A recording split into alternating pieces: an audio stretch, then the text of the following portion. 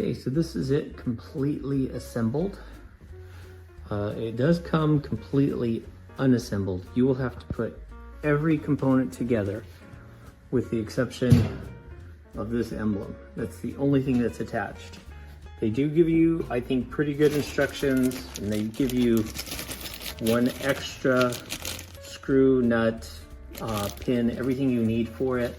You'll end up with one extra for the entire thing. It takes about 45 minutes to an hour to build it. Give you an idea of its size. This is my regular range.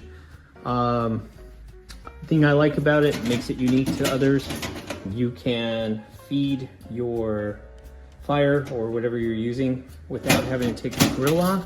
And it also has a tray for the ashes, so you can continue to cook without having to take the grill off, which is unusual for most of these. I think if you're the kind of do-it-yourselfer who likes to cook because you can do it yourself, then building this yourself is not going to be a big deal. If anything, you're probably going to enjoy it. So I like it. I'll post some cooks on it and let you know how it cooks.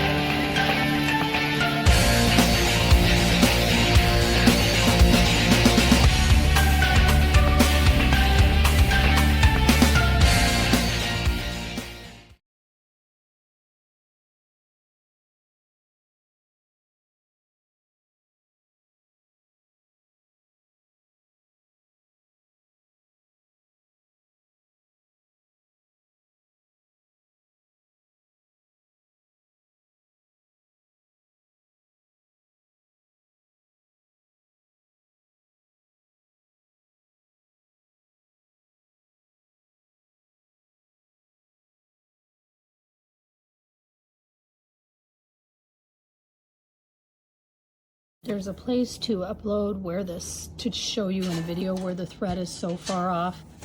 This is, it's pretty much impossible to get these threads in here. So we'll need to have you send us a different one.